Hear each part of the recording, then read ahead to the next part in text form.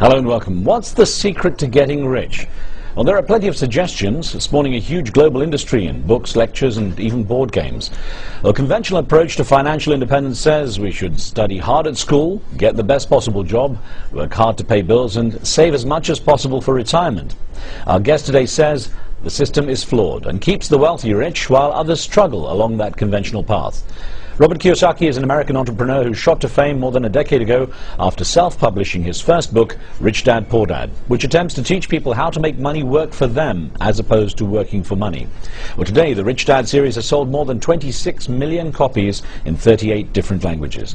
In his latest book, Conspiracy of the Rich, The 8 New Rules of Money, Robert Kiyosaki argues that our school system is a relic of the industrial age, geared to producing employees with almost no financial literacy.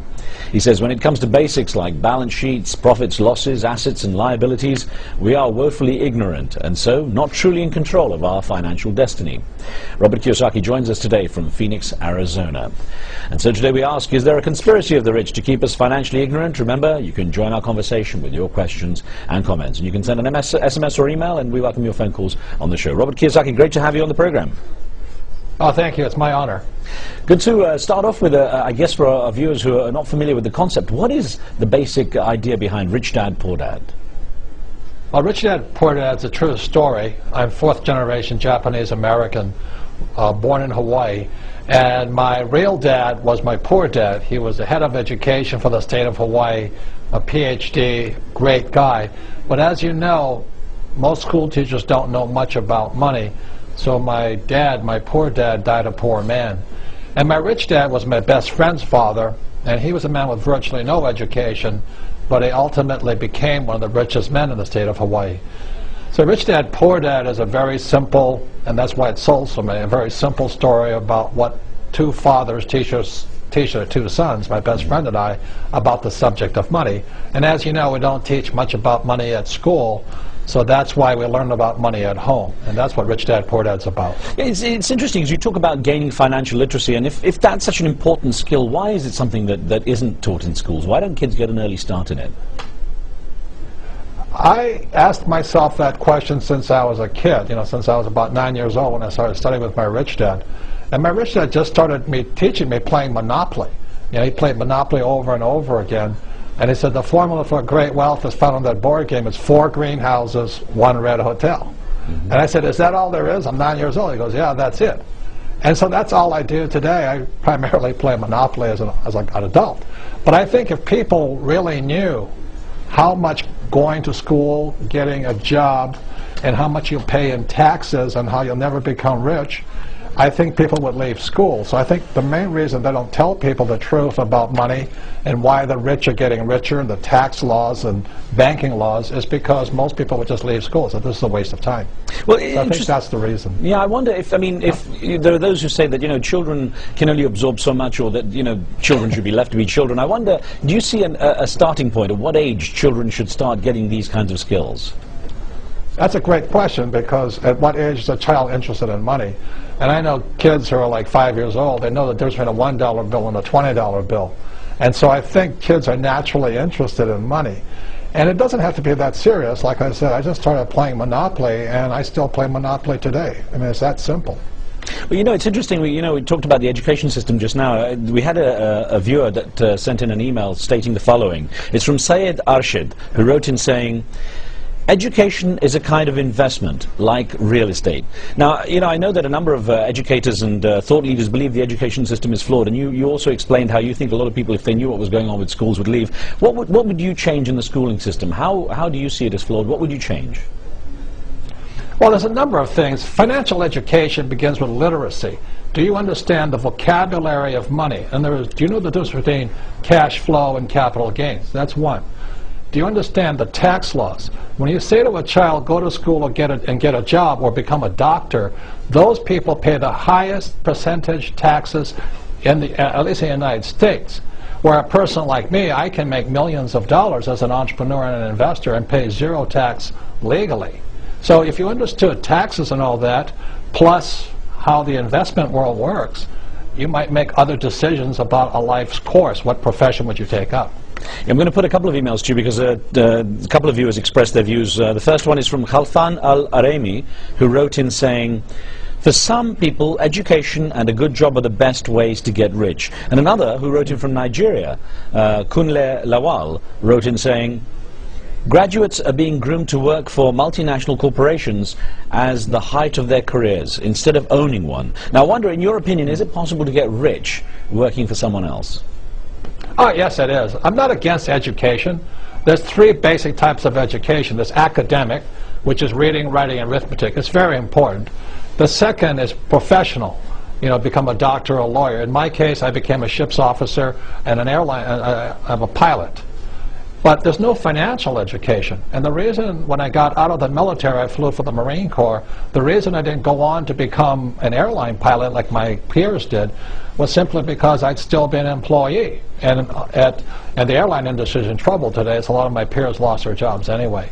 But the tax laws really punish A students. It punishes them.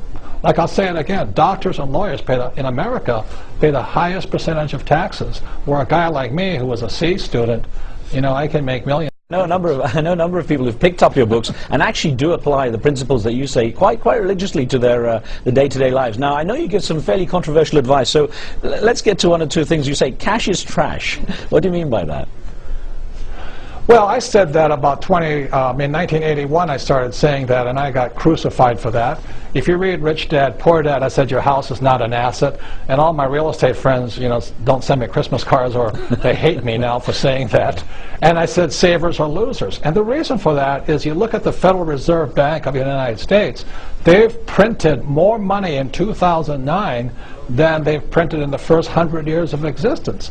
So every time the U.S. prints this counterfeit money called the U.S. dollar, it really robs you and I of our wealth. So savers are losers because, you know, for every dollar the Fed prints, that means your dollar is worth less in savings. That means your labor is also less in savings. But it also means you'll pay more in taxes to pay the interest on that funny counterfeit money, and then you'll pay it again in higher inflation. As you notice, gold keeps going up. So that's why I say cash is trash, simply because in Conspiracy of the Rich I wrote about how in 1971 President Nixon took the dollar off the gold standard, which basically made all currencies, whether it be the yen or the euro or the shekel, it makes it worthless. They're not worth any money anymore. They're just going down in purchasing power. Yeah. That advice, you know, spend, don't save, does it apply even when you look at the current economic situation, when you look at people who are really struggling to you know, get their money out into their basic needs? Yeah, it's really tragic. You know, America had the lowest savings rate in the world, and then this crisis hit. Now they're the highest savings rate, and they're doing exactly opposite. And that's my whole point. If you knew what you were doing right now, I would be buying silver instead of trying to save dollars, because silver, for the first time in world history, if you knew, you know, financial education is knowing a little bit of world history. Today, for the first time, there is more gold than silver on planet Earth. So gold's at $1,100 and silver's at 18. Well, silver's the biggest bargain on history. So I wouldn't be saving dollars, I would be shifting into silver or oil or gold. I feel the market's moving as you say that. Now, let me put a question to you that came in from a viewer in the USA. Linda Taylor in Michigan wrote in saying, you can't be an expert in everything. May as well allow an expert to handle your finances. How do you feel about that when someone says, well, look, I want to trust someone else with my money? Well, you've got to ask yourself, is the person you're trusting your money a salesperson or a rich person? Most financial planners, and not, God bless them, you know, but they're salespeople. They're not rich people. You know, and the 401k, which most Americans invest in, or in Canada, the RRSP, or in Japan, the 401k, or the superannuation in Australia, they're the worst possible investment. You look at what Time magazine said just 2 months ago. They said the 401k was the biggest scam ever perpetrated upon the American public. And that was the cover of Time magazine. And I've been saying that all of these years. You look in 2002, I wrote Rich Dad's Prophecy, and I said the 401k was ripping people off. So what's happening is people are turning their money over to people they think are financial experts, and I question what an expert is, including myself. But Are they salespeople, or are they really rich people? And that's the question I would ask. It was interesting what you were saying about property and real estate, because I know you put quite a fair amount of emphasis on the real estate market as an investment tool. And I wonder, when you look at this, the fact that the real estate market was really responsible for much of the issues that certainly the Western hemisphere has faced in the recent economic downturn, how would you, have you changed your view on it at all? No, if you read Rich Dad, Poor Dad, I always talk about cash flow. You see, as a professional investor, you have to know the difference between cash flow and capital gains. 90% of the people invest for capital gains. That's why they'll say, oh, my stock went up in price, or my house went up in value, or my net worth went up. I don't care if my prices go up and down. I only invest, 9% of the time I invest in property that sends me a check every single month. So in good times, I get the check every month. In bad times, I get a check every month. And that's called cash flow. Another point here is this, is capital gains on real estate is taxed very high, and cash flow can come in at zero. So that's really a little financial education. So I don't care if my house goes up or down, or my apartment buildings and my commercial buildings go up and down. Just send me my check every month. That's what I want. Well, Robert Kiyosaki, we've got more questions for you. We're going to take a very short break here. Back with our discussion when we return. Don't go away. We'll be right back.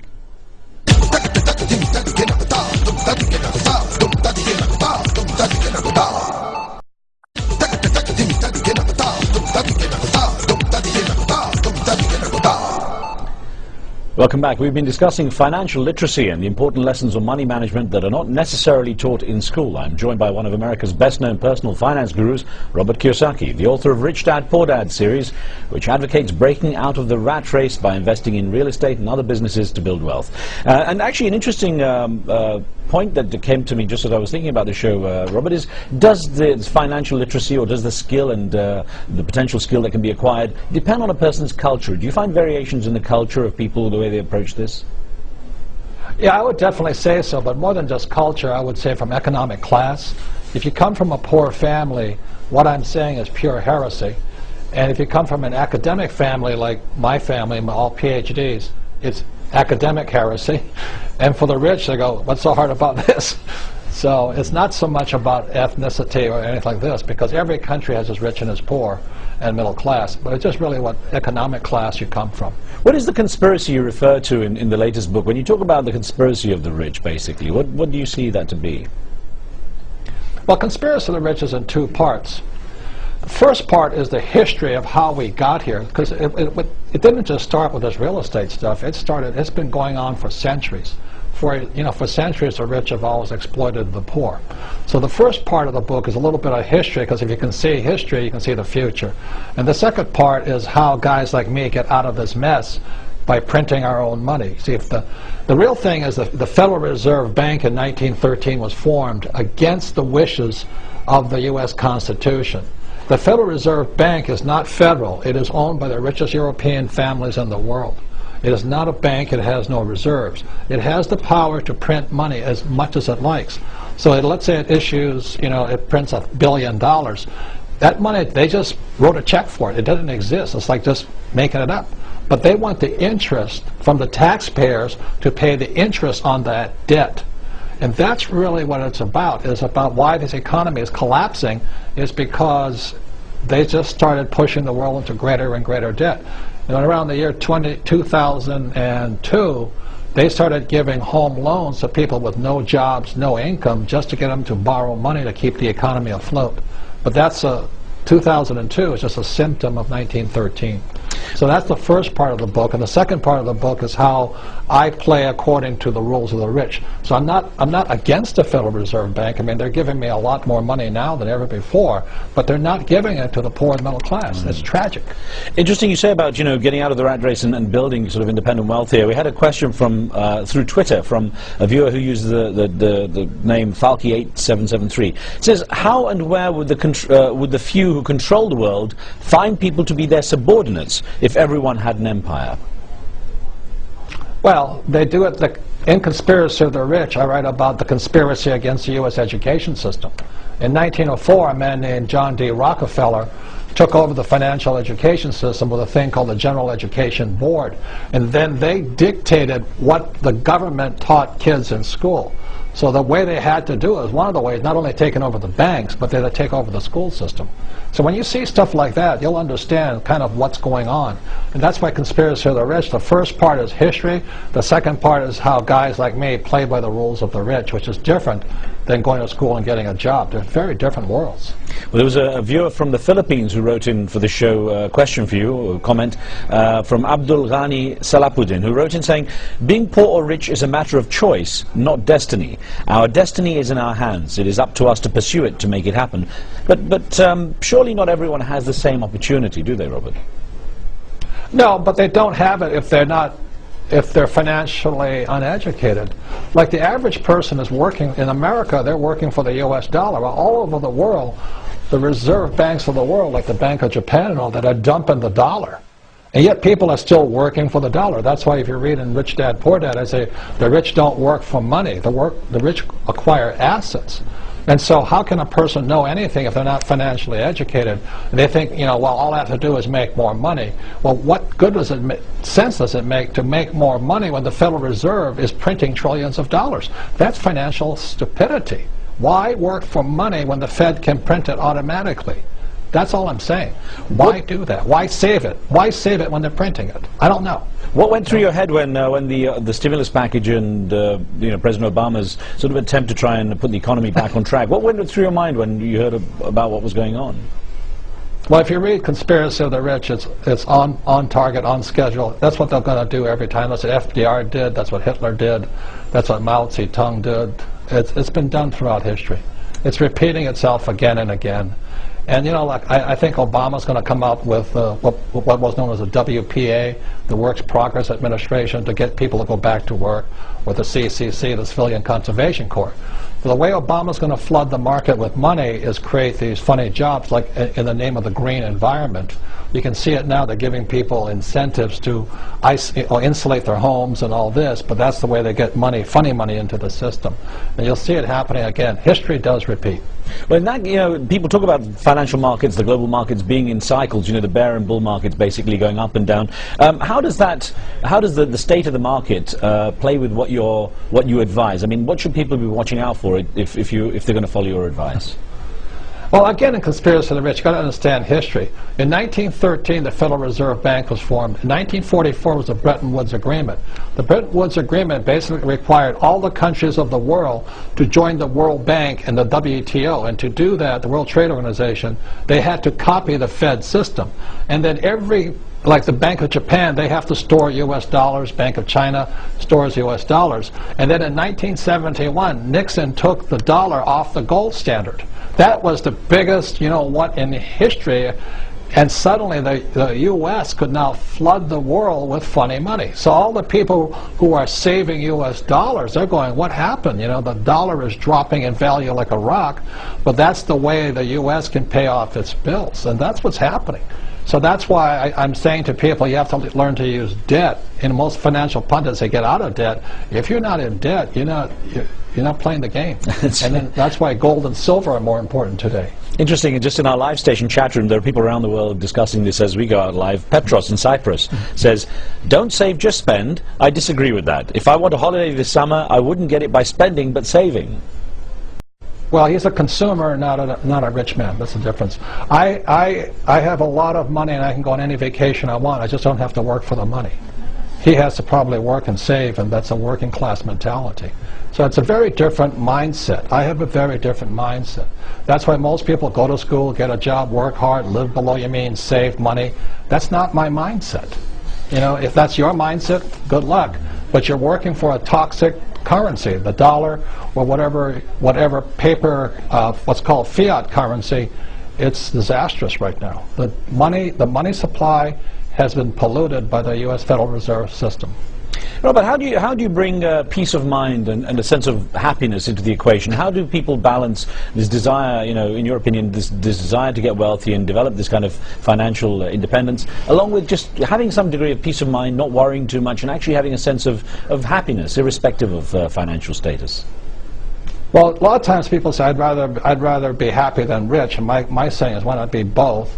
And today in America, there's a lot of people who are not happy because they've lost their jobs or losing their homes, and they don't have enough money to afford health care or retirement. So what's the definition of happiness? So my definition of happiness is to understand money or financial education so that I'm not at the effect of the Federal Reserve or U.S. Treasurer or President Obama. I just want to be an independent person who understands the world of money and has plenty of it, and not have to work and save for it. In your opinion, has the American dream gone then? Is there still such a thing as the American dream?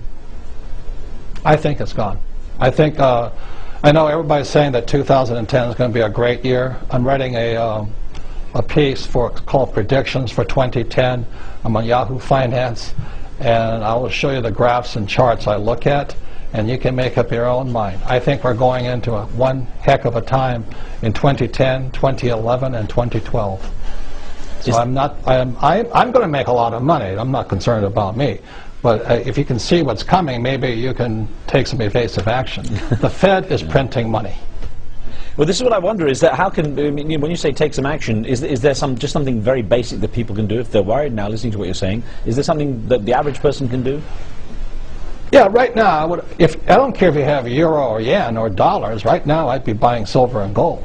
And because they're going to, if the U.S. devalues the dollar, everybody else has to devalue their dollar. You see, look, if the U.S. devalues the dollar, that means, let's say you live in England, your exports get too expensive for America, so the Bank of England has to drop its rates, which means inflation goes up in England. So it's this game of chicken being played with money. The irony of it was President Obama, when he was running for president, he said that China was the biggest manipulator of the money supply. That's not true. The United States is. And so I would, if I lived outside the U.S., I'd be watching what the Fed is doing and what they're saying, and be very careful about this thing called money. It's really a currency. It's just paper. It's not worth the paper it's printed on. For the very first time in America, the people who save, they're making less money by putting it into U.S. bonds. The bond rate went down below parity. Well, So everything right now, everything is screwy right now. That's what I'm saying, so pay attention. Robert Kiyosaki, you've certainly given us food for thought. Thank you so much for joining us on the show. Good listening to you. Thank you for the time. Appreciate it. It's a pleasure. Thank you for being with us with your questions. So remember, you can follow our program on Twitter. We'll keep you notified on upcoming shows. You can send us questions and comments for our guests. And for now, from me and the team, we'll see you next time.